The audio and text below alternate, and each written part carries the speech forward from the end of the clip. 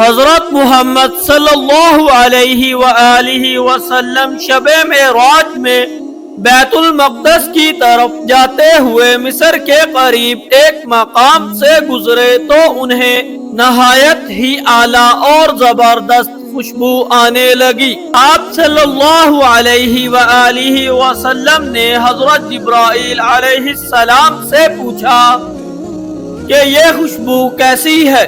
جواب ملا کہ فرعون کی بیٹی کی باندی مشاطہ اور اس کی اولاد کی قبر سے آ رہی ہے۔ پھر حضرت جبرائیل علیہ السلام نے اس کا قصہ بیان کیا کہ مشاطہ فرعون کی بیٹی کی خادمہ تھی اور وہ خفیہ طور پر اسلام لا چکی تھی۔ ایک دن فرعون کی لڑکی کو کنگھی کرتے ہوئے اس کے ہاتھ سے اتفاقاً کنگھی گر پڑی۔ وہ اٹھانے لگی تو اس کی زبان سے بے ساختہ بسم اللہ نکل گیا۔ اس پر شہزادی نے کہا کہ تو نے آج عجیب کلمہ بولا، رب تو میرا باپ فرعون ہی ہے، تو پھر تم نے یہ کس کا نام لیا ہے؟ اس نے جواب دیا، فرعون رب نہیں بلکہ رب وہ اللہ ہے جو مجھے اور تجھے اور خود فرعون کو روزی دیتا ہے۔ شہزادی نے کہا، اچھا تو میرے باپ کے سوا کسی اور کو اپنا رب مانتی ہے؟ اس نے جواب دیا، ہاں ہاں، میرا، تیرا اور تیرے باپ سب کا رب اللہ تعالی ہی ہے۔ شہزادی نے اپنے باپ سے کہلوایا۔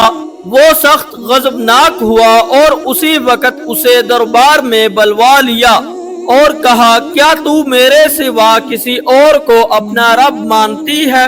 اس نے کہا، میرا اور تیرا رب اللہ تعالی ہی ہے جو بلندیوں اور بزرگی والا ہے۔